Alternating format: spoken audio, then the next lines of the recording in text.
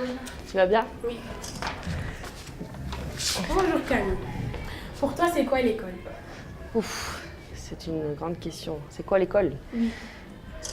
L'école, c'est l'école de la vie. T'apprends tout. T'as l'instruction, l'éducation, le savoir. C'est plein de choses l'école. Ouais. Des rencontres. Et toi, en tant qu'élève, quel genre d'élève étais-tu? Bon, j'étais un enfant classique entre guillemets.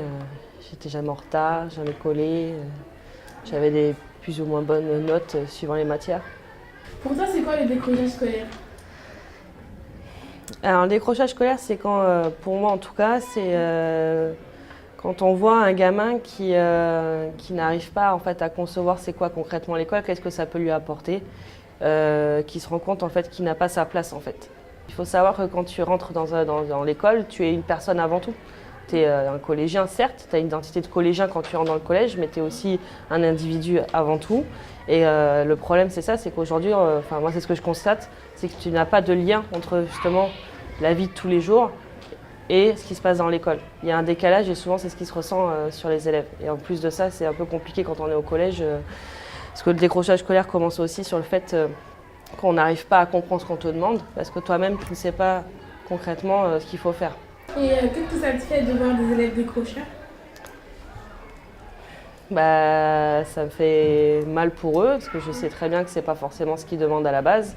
C'est le fait d'être décrocheur, c'est pas quelqu'un qui l'a sauté, c'est quelqu'un qui le subit généralement. Même si tu es acteur de ton propre décrochage, tu n'as pas conscience en fait toi-même que tu es décrocheur. Et donc c'est souvent les autres qui te le font remarquer et en fait tu te rends compte que tu es en décalage par rapport aux autres. À ton avis, quelles sont les raisons du décrochage scolaire? Il y en a plusieurs. Le problème c'est que moi ce que j'ai expliqué justement dans mon mémoire, c'est que si on prend l'exemple du collège Pablo Neruda et les 4 personnes moi, que j'avais en face de moi, les raisons c'était je ne comprends pas ce qu'on attend de moi. Ça me saoule, je m'ennuie. Et en gros, quand je vais au collège, la seule chose qui me booste ou qui me motive, c'est parce qu'il y a mes potes. Voilà ce qui m'était donné comme raison de base. Quand tu approfondis un peu plus, tu te rends compte que c'est parce que tu as un manque de confiance en soi, la période du collégien. Il a l'impression qu'on l'enfonce plus que qu'on l'aide. Et il aimerait bien, en fait, il demande que ça, hein, qu'on l'aide. C'est juste qu'il n'a pas forcément la manière, il n'a pas trouvé la manière de demander donc aux adultes. Parce qu'il y a aussi une défiance directe, et ça, c'est ce qui est le plus important quand on le voit sur un décrocheur, c'est qu'il y a une défiance directe des adultes. Il n'y a aucune confiance entre l'adulte et le collégien. Donc, du coup, forcément, c'est compliqué d'avoir un dialogue, une communication claire avec un adulte, et de se dire, oui, je peux faire confiance à quelqu'un pour qu'il puisse m'aider. Et comme tu dis que tu as fait un mémoire, qu'est-ce que tu peux en tirer ou une conclusion? Qu'est-ce qui pourrait être amélioré? Oui.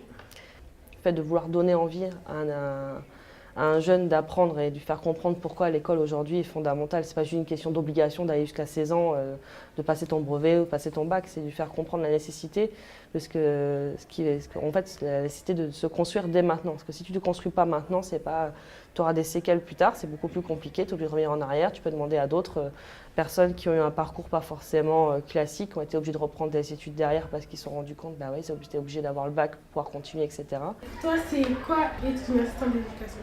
C'est un travail de soutien auprès des collégiens. Tu peux être aussi un confident, parce qu'il y en a qui en ont besoin. Il y en a qui te considèrent juste comme un surveillant ou pratiquement un flic parce que ça les saoule qu'on soit derrière eux pour juste leur expliquer qu'il faut enlever leur capuche ou enlever leur chewing-gum de la bouche. Mais moi, je considère qu'être assistant d'éducation, c'est plus que juste être quelqu'un qui encadre et qui surveille. C'est quelqu'un qui peut aider donc les collégiens aussi à avancer et qui peut permettre à certains de pouvoir concevoir une autre forme notre forme de l'école en général. Est-ce que tu penses que la cité, ça a une influence pour les jeunes d'aujourd'hui? Alors je ne connais pas bien la cité, notamment à laquelle vous pouvez vivre, donc je ne pourrais pas en faire une généralité. Je pense que il peut y avoir des influences extérieures qui malheureusement rentrent dans le collège. Les règlements de compte, les embrouilles. La manière dont vous parlez, votre comportement en groupe, moi des fois ça me fait peur. Ça fait peur dans le sens que je me dis qu'est-ce que ça peut donner quand vous êtes à l'intérieur. Est-ce que tu as une question que tu aimerais me poser à moi? J'ai plein de questions à vous poser, pas qu'une, mais bon, globalement, est-ce que tu penses que Ce programme te permettra de pouvoir raccrocher Oui, oui, je pense que avec moi, l'école. Ouais. Ah bah, très Bah, merci Camille, c'était un vrai plaisir de communiquer avec toi. Oui, merci.